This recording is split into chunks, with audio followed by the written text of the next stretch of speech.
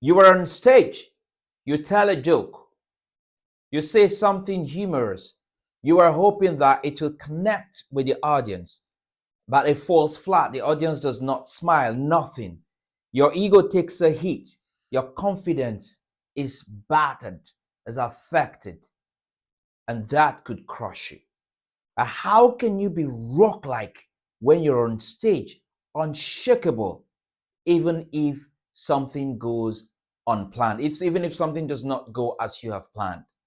Now, I know it sounds crazy when I say that many times when you tell jokes or you try to be funny on stage and it does not sail through, does not cut through, that it's your fault. Some people will feel, oh no, it's not necessarily your fault. Sometimes it's just the audience. I agree with you. It might just be the audience.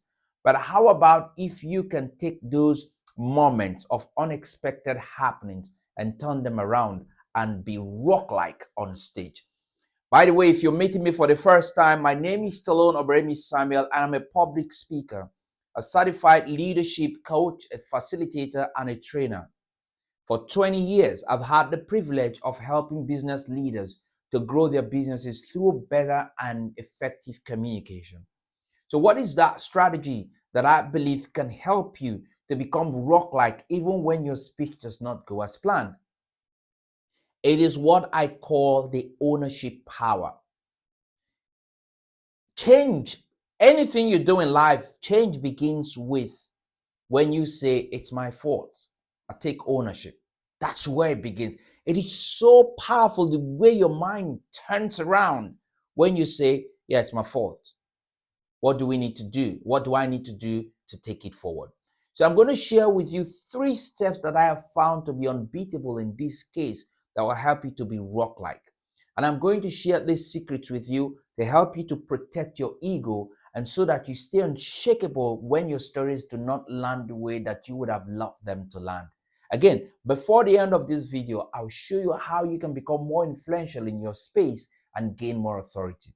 So what's the first secret? Secret number 1, take ownership. The idea here is that you remember that the only part you can control is what and how you present. That's the only part you can control.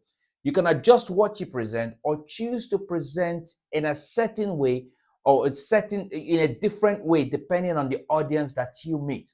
And you can learn from whatever happens here, take ownership of what has happened, and when you meet another audience, apply what you have learned. You first of all, take ownership. When you are on stage and something does not happen as you plan, and you say, well, this is a learning curve for me, I take ownership. It changes the way you behave while you're on stage. This is important because blaming your audience will not help you over time because you cannot change the audience. You cannot control the way people respond to what you say. You must recognize that you must recognize what you can control and what you cannot and move forward from that point, and so that you do not dwell on your negative or not too palatable experiences. Well, the second secret is that you always review your speeches later. The main thing to understand here, you must take home here, is that there are times when even the best speakers are unable to connect with their audience. Your sense of humor may not work with the collective sense of humor of the audience that you are speaking to at that moment, or for some reason beyond your control, your speech does not resonate. Don't beat yourself up. Really, don't beat yourself up. It doesn't make sense beating yourself up. What this means, or why this is important, is because once your speech is complete and you have time to now go through and review the speech, you can revise your stories, your anecdotes, your endings that you use and determine whether they work for some audiences or for all audiences, for what audiences they work for, and the ones that they do not work for. And that is growth. I love the way John Maxwell puts it, that growth begins outside your comfort zone. And so when things like that happen and make you uncomfortable, even the most experienced speakers get uncomfortable. And I'm not making this up. I have watched experienced speakers on YouTube And that particular speech just did not connect with me. It didn't move me. But these are world-class speakers. It doesn't mean they're bad, it just didn't connect. So don't beat yourself up. And I know it happens. I've given speeches and it didn't connect with some people. It happens to everybody. But we take the learnings, we take the lessons, and we grow from there. That's what you do. The third secret, keep your perspective. That's a third secret. Keep your perspective. The main thing to understand here is that an unexpected audience response to a joke does not mean your presentation failed. Now, silence can stem from a myriad of factors, so many factors. So keep going and telling stories. Don't stop telling stories, because you can plan that your stories will connect in a particular way and they may not connect in a particular way. So what you do is you take what has happened and evaluate. And I would recommend that you have an accountability partner. This is really important for senior executives. Many times when you're at a senior level, some people tend to think you already know everything. And it can be lonely because you are not, if you don't have a strong network around you, you wouldn't have people that would give you feedback.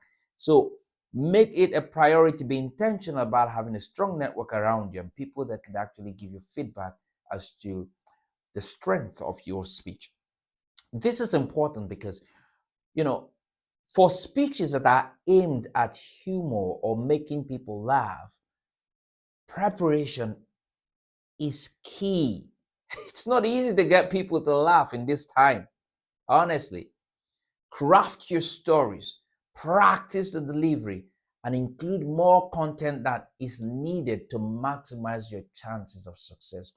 Always have a reserved story or ending or anecdote. I cannot say this enough. It's important so that you can always put it out when things go south. So, if you want to increase your confidence on stage when you tell stories and jokes, like I said, start preparing alternate stories. If one fails, you pull the other one out, boom, that covers up for you. Do not dwell on whatever doesn't go well on stage because it takes energy from you. It really just saps energy from you. And you might dwelling on that while on stage will then propel you inadvertently to ruin your speech if you're not careful. So it's good practice to review your speeches after delivery so that you know what worked well and what did not work well. And if you do have a personal assistant or you do have someone that you can ask people to document your performance on video so that you can review your speech later. Now, if you want to increase your authority as a business owner, as a senior executive, and to grow your business, check the description below. And I have put some resources that can help you to achieve this. Before I go, can I ask your permission to kindly like this video or share the video with your friend and somebody within your network that you think can benefit from this? And please, if you're so moved, subscribe to this channel because we need your help to grow the channel. Thank you very much.